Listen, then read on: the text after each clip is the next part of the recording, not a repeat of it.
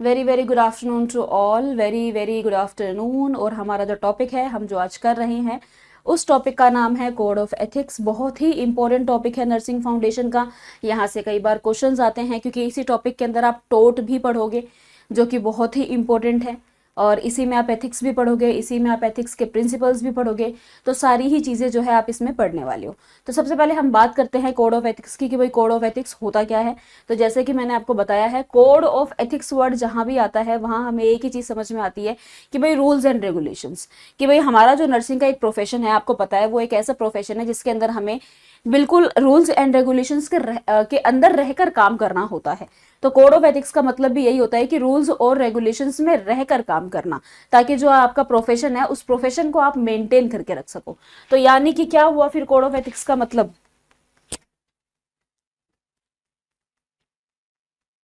तो code of ethics का मतलब होता है भाई, these are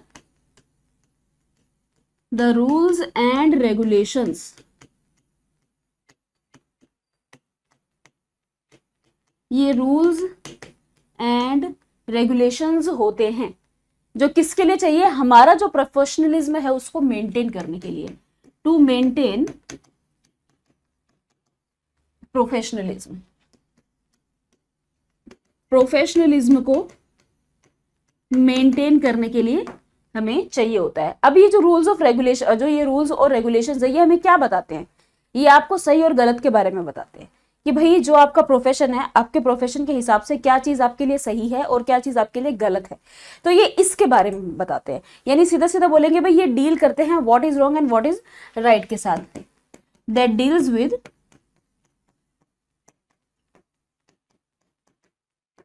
what is wrong, क्या गलत है, एंड व्हाट इज राइट, क्या सही है। हमें यही चीजें बताते हैं ये। तो जो सही है हमें वही चीजें करनी होती है, गलत चीजें हमें नहीं करनी होती है। तो ये होता है भाई आपका कोड ऑफ एथिक्स, बिल्कुल करेक्ट है। उसके बाद में ये जो रूल्स और रेगुलेशंस की बात हुई है, इन रूल्स और रेगुलेशंस के अंदर कौन कौन से बिहेवियर्स इंक्लूडेड होते हैं, या मैं ये बोलूं कि किस किस के साथ में आपको रूल्स और रेगुलेशंस में रहकर काम करना होता है, किस किस के साथ में आपको कोड ऑफ एथिक्स को फॉलो करना होता है। तो कौन कौन है भाई, बताओ।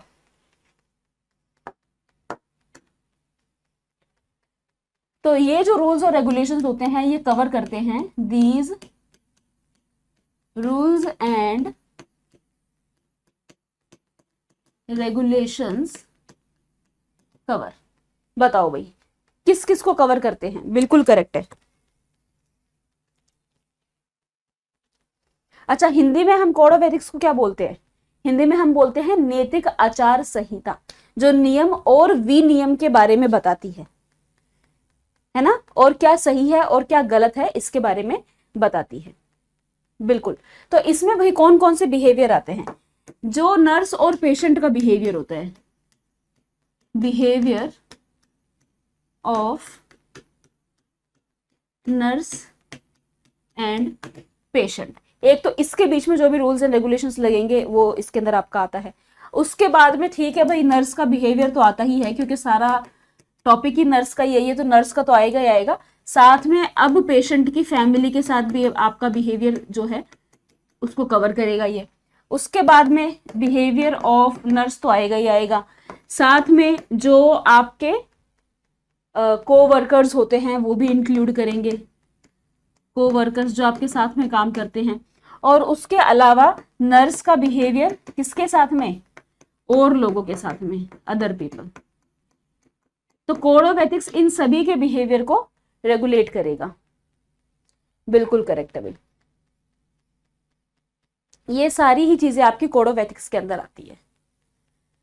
अब आता है बहुत ही important topic, code of ethics के प्रिंसिपल बोल लो या बोल लो characteristics of code of ethics, या कैरेक्टरिस्टिक ऑफ नर्स बोल लो या principle of code of ethics बोल लो, जहां से सबसे ज्यादा क्वेश्चन एग्जाम में उठकर आते हैं। चलो भाई बात करते हैं अब क्या क्या है वो।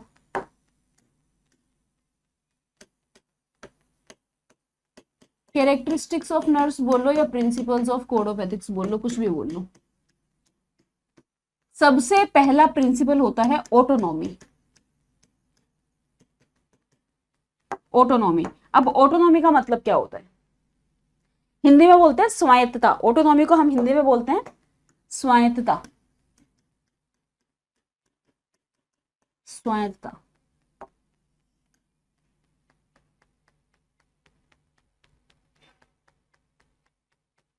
भाई पेशेंट को पूरा पूरा राइट है, वो अपने लिए कोई भी डिसीजन ले सकता है, आपको उसके राइट की रिस्पेक्ट करनी है। ये कहता है हमारा ऑटोनॉमी का प्रिंसिपल कि पेशेंट के पास पूरा पूरा अधिकार है, वो अपने लिए, अपने सेल्फ डिटर्मिनेशन के लिए, अपने सम्मान के लिए वो कोई भी डिसीजन ले सकता है, आपको उसके डिसीजन की रिस्पेक्ट करनी होती है। बिल्कुल, ये है आपका ऑटोनॉमी। राइट है पेशेंट को, respect the right of patient to self determination। Self determination मतलब मरीज के आत्मनिर्णय के अधिकार का सम्मान करना, मरीज के आत्मनिर्णय के अधिकार का सम्मान करना, मरीज के आत्म निर्णय के अधिकार का सम्मान करना। ये तो आ गया भाई हमारा पहला प्रिंसिपल। पेशेंट ने बोला मुझे दवाई नहीं लेनी, you have to respect the decision of the patient. अगर पेशेंट ने रिफ्यूज कर दिया मेडिकेशन लेने से, आप जबरदस्ती नहीं कर सकते, उसको पूरा पूरा राइट है ना। दूसरा प्रिंसिपल आता है हमारे पास बेनिफिशेंस। अब बेनिफिशेंस तो सबको पता ही है भाई क्या होता है, जिसको हम हिंदी में बोलते हैं सद्भावना।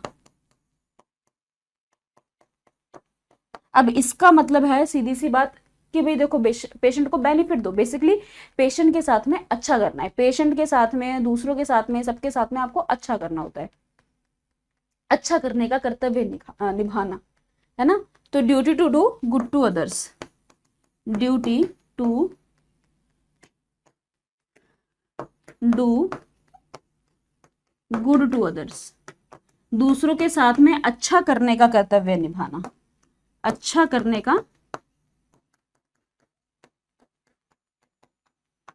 कर्तव्य निभाना, ये होता है बेनिफिशेंस का मतलब। Very good, to do good to others. बिल्कुल। तीसरा प्रिंसिपल क्या है भाई?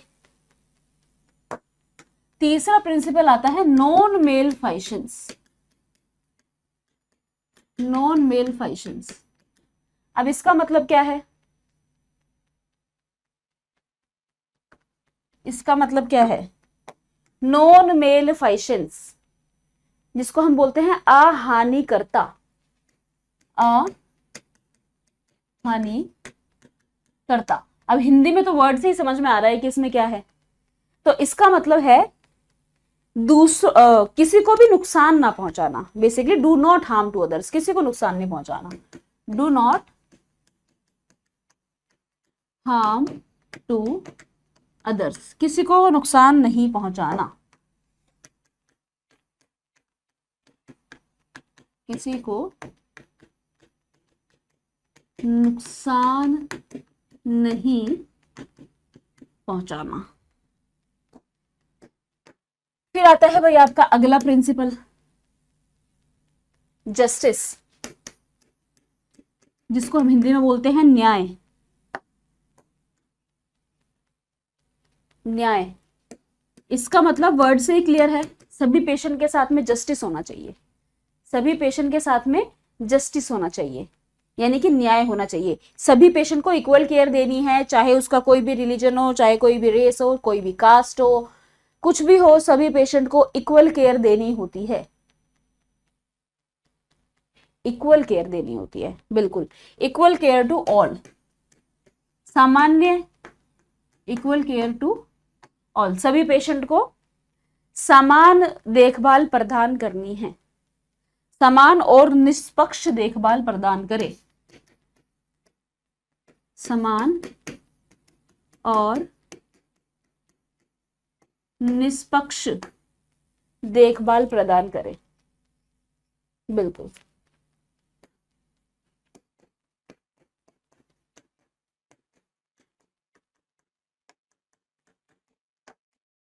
और बताओ भाई अगला प्रिंसिपल क्या होगा अब,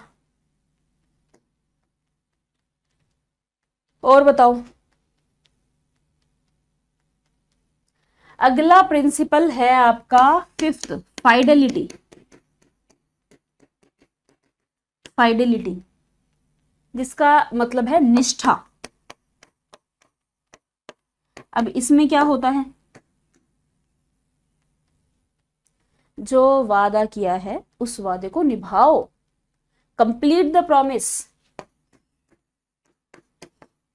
complete the promise that you did.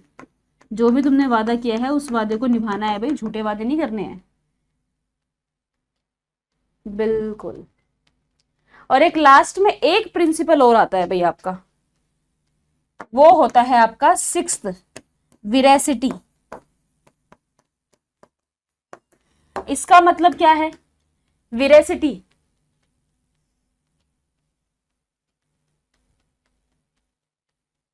बहुत ही बढ़िया कि प्रॉमिस, पूरा करो प्रॉमिस। पेशेंट के साथ क्या, जिसके साथ भी करते हो सबके साथ ही पूरा करो, वरना करो ही मत प्रॉमिस, और अगर करा है तो उसको पूरा करो, है ना। बिल्कुल। और विरेसिटी का मतलब होता है सच बोलना, टू टेल द ट्रूथ। झूठ नहीं बोलना है, जो भी है अपना, जैसा भी है अपना, सच सच बोल दो, जो होगा देखा जाएगा, है ना। तो सच बोलना है, झूठ नहीं बोलना है। तो ये था भाई आपका एथिक्स का टॉपिक। ये तो यहां तक की बात हो गई कि भाई रूल्स और रेगुलेशंस में रहकर काम करना, है ना। भाई रूल्स और रेगुलेशंस में रहकर काम करना। अगर कोई नर्स है जो रूल्स और रेगुलेशंस को नहीं मानती है, तो उसे क्या बोलेंगे, बोले ना, गुड और बैड दोनों के बारे में बताता है भाई, व्हाट इज राइट और व्हाट इज रॉन्ग। अगर वो रॉन्ग कर रही है तो उसको क्या बोलेंगे।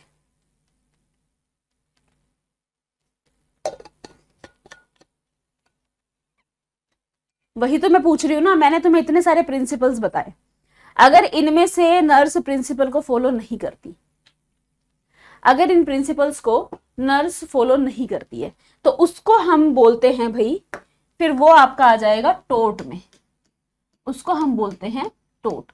जो एथिक्स को फॉलो नहीं करता, जो एथिक्स के प्रिंसिपल्स को फॉलो नहीं करता, प्रिंसिपल्स को नहीं मानता है, तो उसको हम बोलते हैं फिर टोट।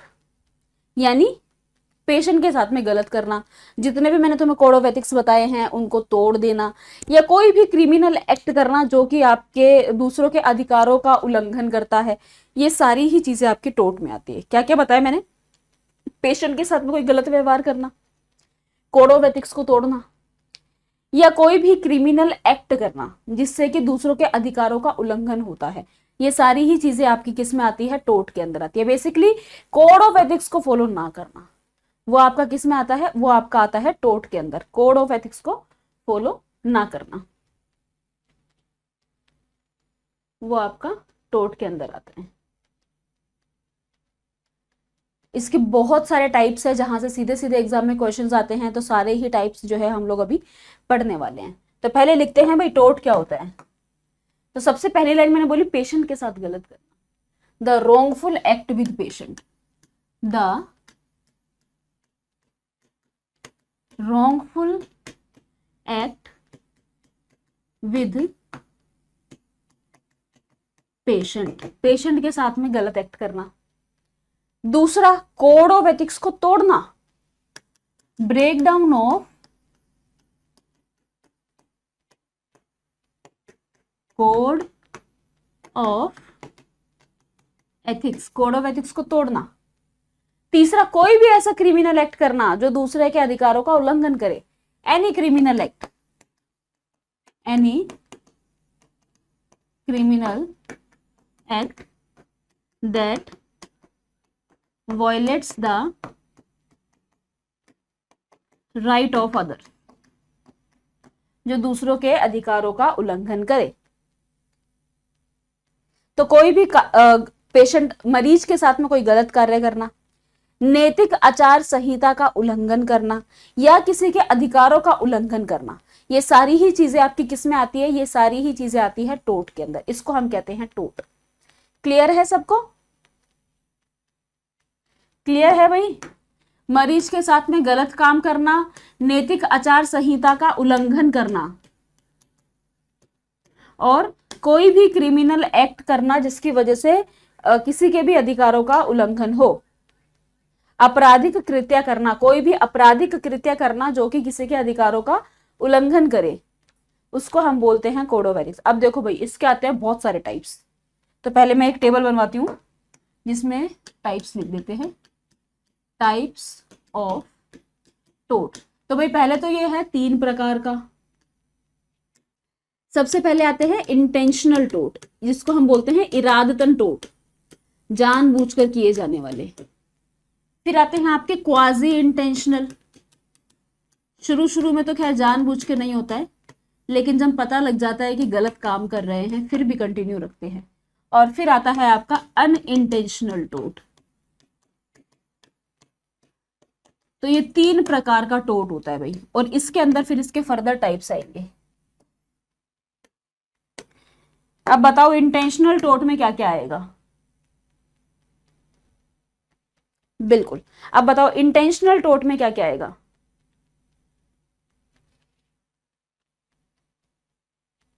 तो सबसे पहले आता है इसमें असॉल्ट, फिर आता है बैटरी, और फिर आता है इसमें डिफेमेशन। डिफेमेशन में भी 2 आता है, slander and liable. Slander and liable अभी बताऊंगी आगे क्या होता है। तो ये तो है आपके इंटेंशनल टोट। आक्रमण, असोल्ट का मतलब आक्रमण, बैटरी को बैटरी बोलते हैं, और डिफेमेशन का मतलब चरित्र हनन।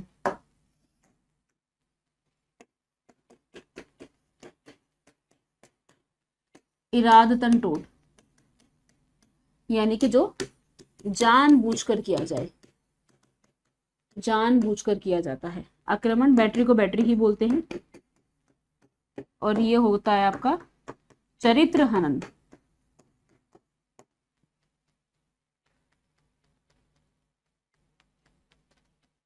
Slender and liable. अब बताओ भाई क्वाजी इंटेंशनल में क्या क्या आएगा? क्वाजी इंटेंशनल के टाइप्स में क्या क्या आएगा? तो सबसे पहले invasion of privacy, invasion of privacy. और क्वाजी इंटेंशनल को हम बोलते हैं अर्ध इरादतन, अर्ध इरादतन। इन्वेजन ऑफ प्राइवेसी यानी कि गोपनीयता का उल्लंघन करना, गोपनीयता का उल्लंघन। और क्या आएगा इसके अंदर? फॉल्स इम्प्रिजनमेंट, वेरी गुड, और मैलिस। फॉल्स इम्प्रिजनमेंट, और थर्ड आता है फिर इसके अंदर मैलिस। ये 3 हैं आपके क्वाजी इंटेंशनल के टाइप्स। फॉल्स इम्प्रिजनमेंट का मतलब है, फॉल्स मतलब झूठी, इम्प्रिजन मतलब कैद, झूठी कैद, और मैलिस का मतलब होता है दुर्भावना।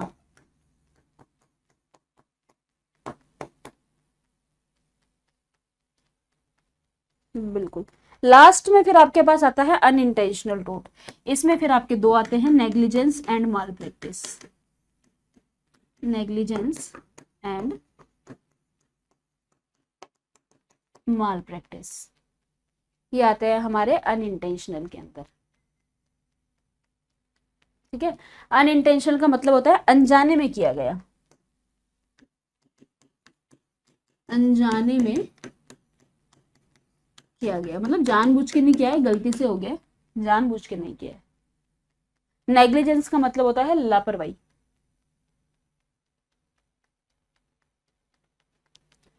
नेग्लिजेंस मतलब लापरवाही। इसके अंदर 2 चीजें और पढ़ोगे आप, act of omission and act of commission. Omission और कमीशन, ये दोनों चीजें भी आप इसमें पढ़ोगे अभी आगे।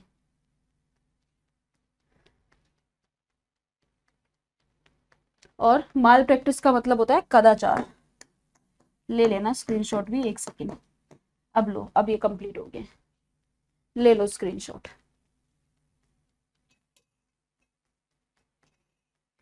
ठीक है, तो ये भाई मैंने तुम्हें पूरे जो टॉपिक है टोट का, उस टोट का जो टॉपिक है उसका मैंने तुम्हें एक छोटी सी समरी दे दी है। ये कंप्लीट टॉपिक है टोट का, जो अभी आप आगे पढ़ोगे एक एक करके। अब हम इन सब के बारे में डिटेल में पढ़ेंगे।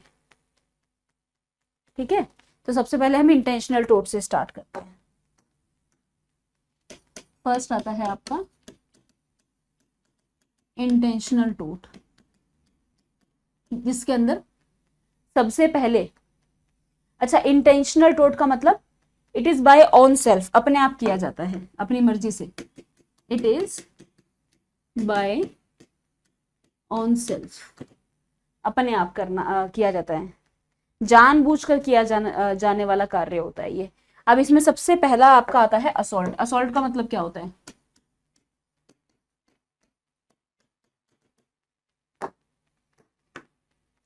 असॉल्ट का मतलब होता है किसी को डराना या धमकाना, बांधने की धमकी देना, कोई बॉडीली डैमेज करने की धमकी देना, उसको थ्रेट करना, मारने के लिए उसको थ्रेट करना, threatening of, hitting of patient. तो इसमें आती है थ्रेटनिंग ऑफ, हिटिंग, मारने की धमकी देना, या फिर उसको रिस्ट्रेन करने की धमकी देना, restraining patient for x ray,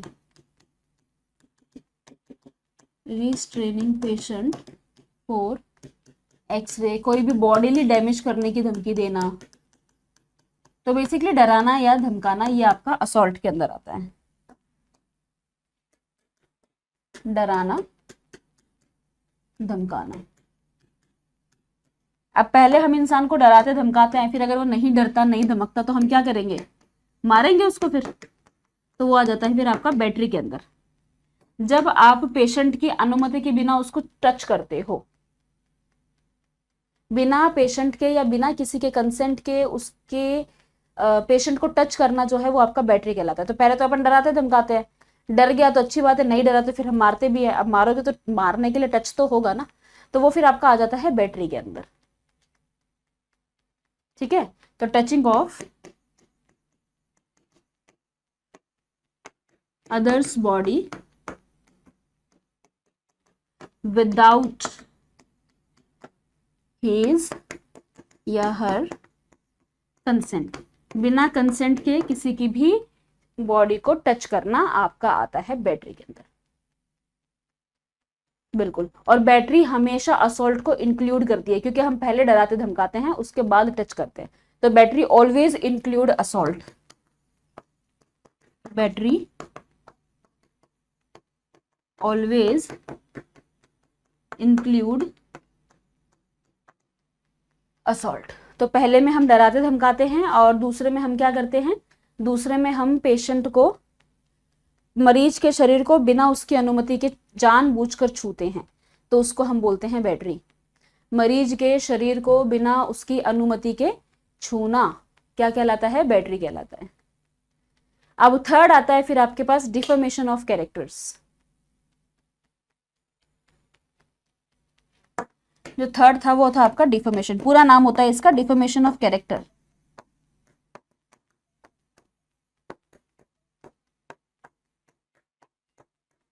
deformation of characters. अब इसमें क्या है भाई? चरित्र हनन बोलते हैं इसको हिंदी में, यानी कि किसी की रेपुटेशन को खराब करना, उसके बारे में झूठी झूठी बातें बोल के किसी की रेपुटेशन को खराब करना, फॉल्स स्टेटमेंट देके किसी की रेपुटेशन को खराब करना। जैसे मैंने बताया है ना कि अपना हॉस्पिटल में जैसे सर्जरीज होनी होती है तो उससे पहले हम काफ़ी सारे टेस्ट करवाते हैं। तो डॉक्टर ने HIV लिखा था, नई नई नर्स थी, उसने देखा HIV। अब वो तो टेस्ट तो चलो लिखा जो लिखा उसको तो छोड़ो, वो तो सीधा अज्यूम करके बैठ जाती है कि इसको HIV है, और सारी जगह फैला देती है अपने सारे कलीग्स में, सब में, कि ये वाला जो पेशेंट है ना इसको HIV है, ये वाला जो पेशेंट है इसको HIV है। अब जो नई नई नर्सेस बनी होती है उनके लिए HIV बहुत बड़ी चीज़ हो जाती है। तो वो फिर नर्सेस, बाकी की नर्सेस क्या करेंगी? उनके नज़दीक भी नहीं जाएगी कि भाई हमें भी हो जाएगा। तो बेसिकली किसी की भी फॉल्स स्टेटमेंट देके किसी की रेपुटेशन को खराब करना, ये आपका क्या कहलाता है? डिफेमेशन कहलाता है। ठीक है, तो someone reputation is destroyed by giving false statement, by giving false statement. False statement देके किसी की रेपुटेशन को खराब करना। अब देखो दो तरीके से रेपुटेशन खराब कर सकते हो। अब तुम्हारी बेस्ट फ्रेंड तो ड्यूटी पे है ही नहीं, तो अब कैसे खराब करें रेपुटेशन? तो लिख कर करेंगे फिर, है ना।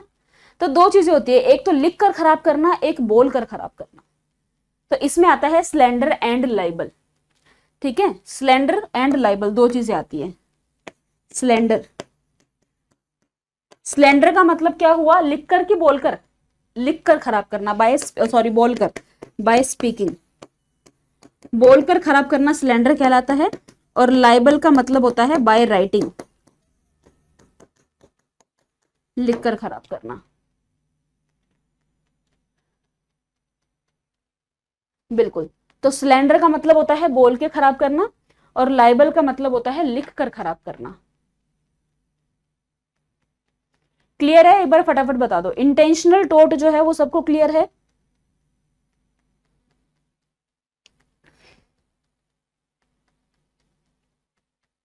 तो हम आगे चलते हैं फिर क्वाजी इंटेंशनल पे।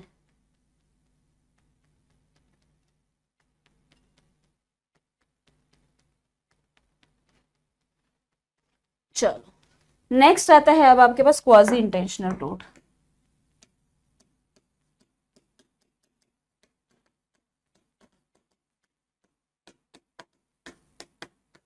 सबसे पहले आता है invasion of privacy.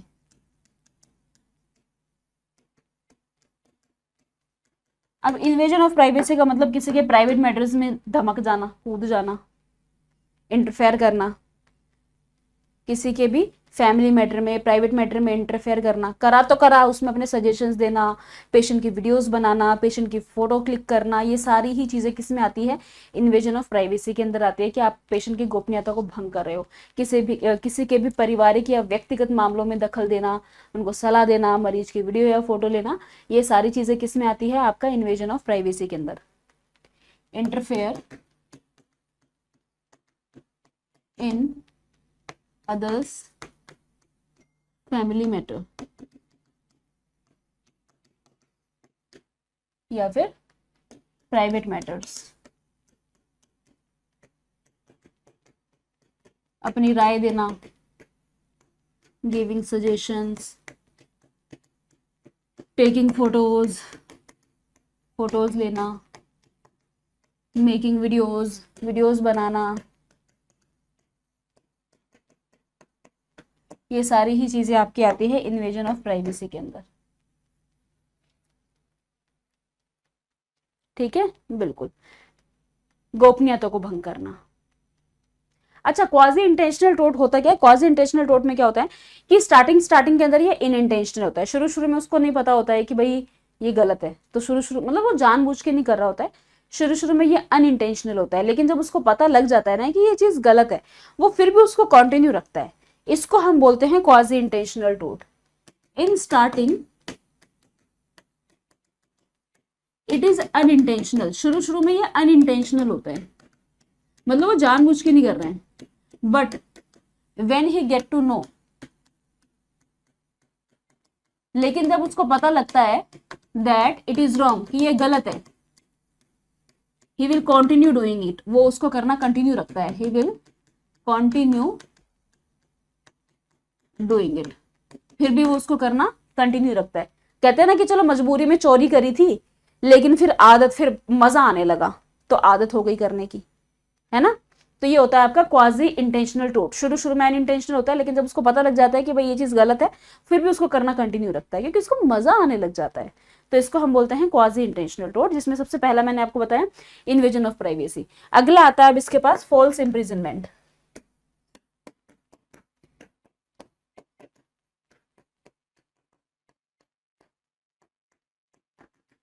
False imprisonment, false imprisonment का मतलब मरीज को बिना किसी उचित कारण के जबरदस्ती रोकना, यानी कि अनजस्टिफाइड रीस्ट्रेनिंग।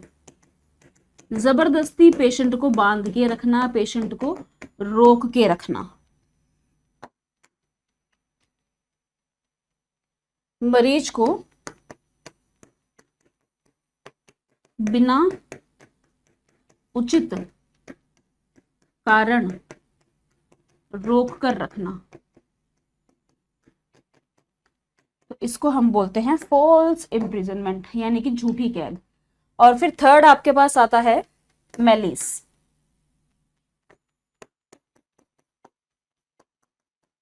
मैलिस, मैलिस मतलब पब्लिक में झूठी अफवाह फैलाना, false information spread in public.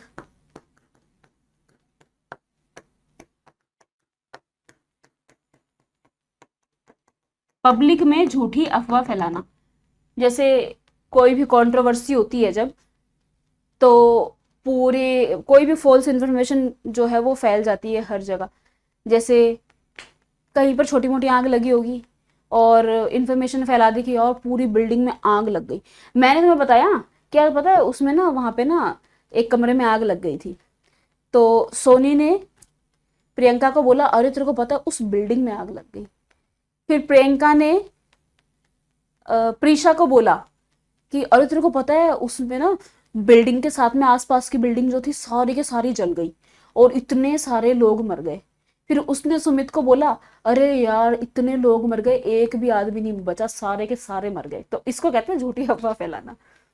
एक छोटी सी चीज होती है जिसके बारे में बड़ा चढ़ा के झूठी अफवाहें जो है वो पब्लिक में फैलाई जाती है। जैसे कंट्रोवर्सीज होती हैं, किसी की बीमारी की कंट्रोवर्सी होती है, ऐसी अफवाह फैल जाती है इसको ये बीमारी है, कल को पता लगता है नहीं ऐसा है। कई बार तो सीधा मरने की खबरें आ जाती है कि भाई ये आदमी मर चुका है, अगले दिन पता लगता है नहीं जिंदा है।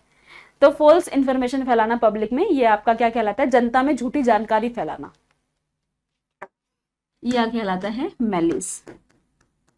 जनता में झूठी जानकारी फैलाना, ये कहलाता है मैलिस।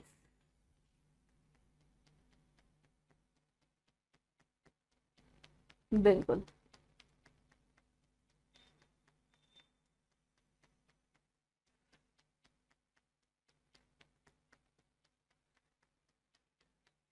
बिल्कुल। चलो अब लास्ट आ गया भाई आपके पास अनइंटेंशनल टोट। जानबूझकर नहीं करते हैं भाई, हो जाता है, बस क्या करें, किस्मत ही ऐसी है, कुछ ना कुछ गलत काम हो ही जाता है ना। तो इसमें आती है दो चीजें, नेग्लिजेंस और माल प्रैक्टिस। तो पहले बात करते हैं भाई नेग्लिजेंस की। नेग्लिजेंस क्या होता है? यस, अरे मैं सही ही बोलती हूँ। अच्छा, अनइंटेंशनल टोट किस वजह से हो जाता है? अनइंटेंशनल टोट हो जाता है जब बहुत हाई वर्कलोड होता है, कई बार नर्स से ही बहुत लेजी होती है, या बाय मिस्टेक हो जाता है ना अनइंटेंशनल टोट, बाय हैवी वर्कलोड या बाय मिस्टेक जो है भाई हो जाती है गलतियां। इंसान गलतियों का पुतला है, गलतियां हो जाती है इंसान से। तो सबसे पहले आता है नेग्लिजेंस। नेग्लिजेंस का मतलब क्या हुआ? देखो, लापरवाही, लापरवाही का मतलब होता है जब आप स्टैंडर्ड केयर को फॉलो नहीं कर रहे हो। Standard care is not followed.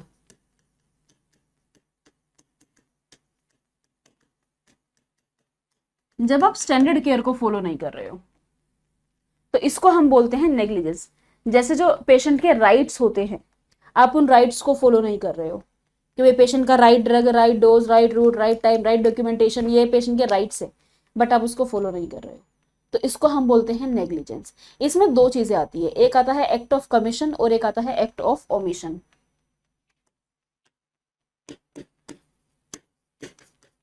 Act of commission, एक आता है आपके पास act of omission, commission and omission.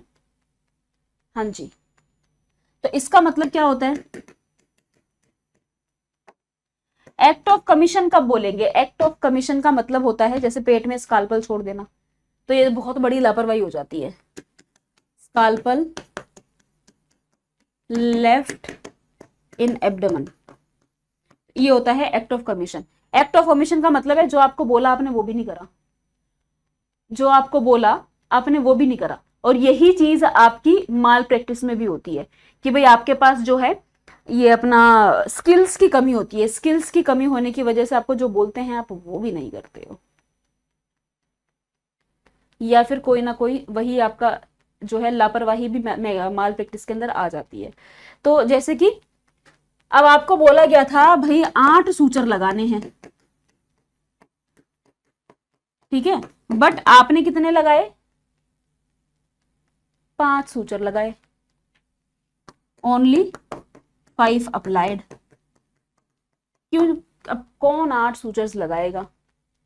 तो ये होता है आपका कमीशन का मतलब। तो नेग्लिजेंस के अंदर क्या होता है कि एक स्टैंडर्ड केयर को फॉलो नहीं किया जाता, इसमें 2 चीजें आती है, act of commission and act of omission. तो एक्ट ऑफ कमीशन का मतलब होता है वो करना जो आपको नहीं करना चाहिए था, doing something that you should not do, doing something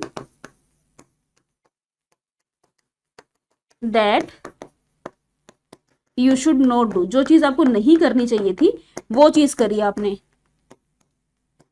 जैसे कि बेचारे के पेट में स्काल्पल छोड़ दिया। और कमीशन आपका ओमिशन का मतलब होता है कि आपकी ड्यूटी का एक पार्ट था और आपको वो करना चाहिए था बट आपने नहीं किया। भाई आपकी ड्यूटी, आपको 8 सूचर्स का ऑर्डर दिया गया, ये आपकी ड्यूटी का एक हिस्सा था लेकिन आपने नहीं किया गया। तो failing to do something that you suppose to do, failing to do something that you suppose to do as a part of your duty, तो इसको हम बोलते हैं ओमिशन। क्लियर है ये दोनों।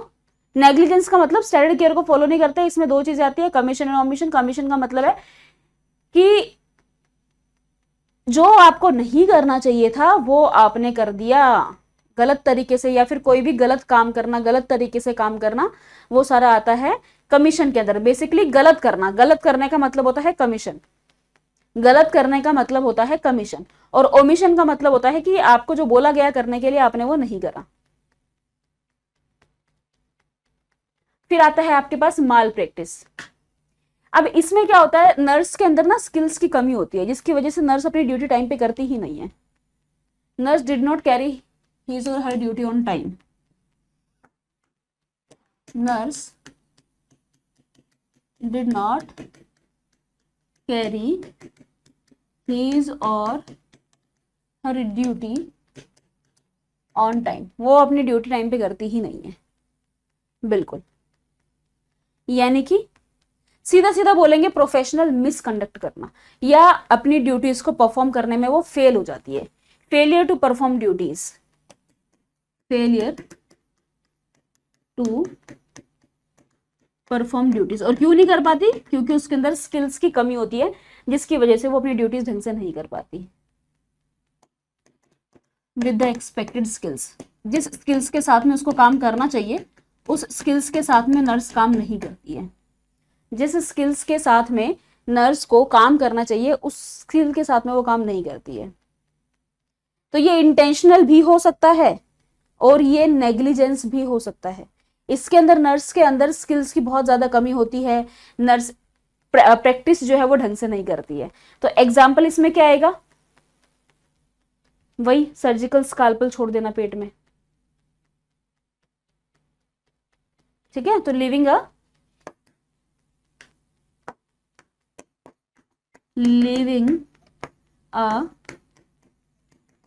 Surgical scalpel in abdomen after surgery.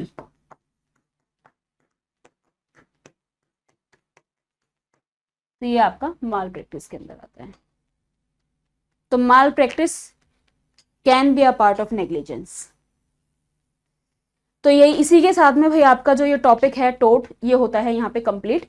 एक बार फटाफट से बता दो सबको समझ में आ गया, और समझ नहीं याद हो गया साथ साथ में, फटाफट से बता दो।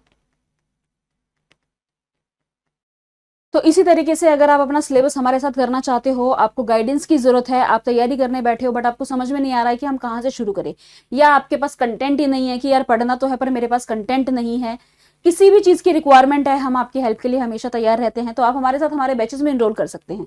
इनरोल करने के लिए आपको क्या करना है, आपको जाना है गूगल पे और आपको सर्च करना है अड्डा 24/7। सबसे ऊपर वाली वेबसाइट जो होगी आपको उस पर क्लिक करना है, इधर ऑल कोर्सेज पर जाना है और इधर नीचे नर्सिंग पे जाओगे। जैसे ही नर्सिंग पे जाओगे आपको यहाँ पर सारे बैचेस शो हो जाएंगे। अब दो चीजें हैं, या तो आप जिस पर्टिकुलर एग्जाम की तैयारी कर रहे हो आप उस बैच में एनरोल कर लो, या फिर अगर ऐसा है आपको पता है बहुत सारी वैकेंसीज जो है वो आने वाली है, आती रहती है, आएंगी, निकली हुई है, तो कितने बैचेस में एनरोल करोगे, इससे अच्छा है अपना एक ही बैच ले लो, नर्सिंग महापैक, जो सबसे ऊपर तुम्हें दिखेगा नर्सिंग महापैक। इस बैच की खासियत यह है कि इस बैच के अंदर आपके सारे एग्जाम्स इंक्लूडेड हैं, जो आ चुके हैं, जो आने वाले हैं, सब कुछ इंक्लूडेड है। 1 pack for all nursing exam, एक ही पैक है सभी नर्सिंग एग्जाम के लिए। तो उसके लिए आपको करना है, आपको प्राइस शो हो रहा है, आप यहां से बाय नाउ करना, और जैसे कि आप प्राइस देख रहे हो 3635 शो हो रहा है, आप यहाँ पे एक कूपन कोड लगा देना YT05। तो जो भी प्राइस शो हो रहा होगा उसमें आपको एक्स्ट्रा 2% ऑफ मिल जाएगा। तो YT05 जैसे ही लगाओगे आपको एक्स्ट्रा 2% ऑफ आपको प्राइस में मिल जाएगा, जो भी प्राइस आपको शो हो रहा होगा उसमें आपको ऑफ मिल जाएगा। तो याद रखना, किसी भी बैच में इनरोल करना हो तो कूपन कोड लगा सकते हो YT05, इससे आपको एक्स्ट्रा 2% ऑफ मिल जाता है। इन बैचेस के अंदर आपको लाइव एंड रिकॉर्डेड क्लासेस मिलती है, पीडीएफ नोट्स मिलते हैं, टेस्ट सीरीज मिलती है, मेंटोरशिप मिलती है, यूट्यूब पे एमसीक्यू सेशंस करवाए जाते हैं जिसकी पीडीएफ आपको प्रोवाइड की जाती है, प्रॉपर गाइडेंस दी जाती है, जिस लैंग्वेज में आपको पढ़ना पसंद है उस लैंग्वेज में आपको पूरी तरीके से समझाने की कोशिश की जाती है। तो बेसिकली सारी चीजें आपको इसमें प्रोवाइड करने की हम पूरी तरीके से कोशिश करते हैं। तो आप इस बैच में एनरोल कर सकते हो। अगर आपको कोई भी क्वेरी है, कोई भी इशू है, तो आप कॉल पे भी बात कर सकते हो, जिसके लिए मैं आपको नंबर बता देती हूँ। तो बैचेस में अगर इनरोल करना है और कोई भी प्रॉब्लम आ रही है तो आप इस नंबर पे कॉल कर सकते हो 9240231061। आप इस पे भी कॉल करके बात कर सकते हो। तो इनरोल करने के लिए कूपन कोड लगाना मत भूलना for the extra discount. Thank you so much.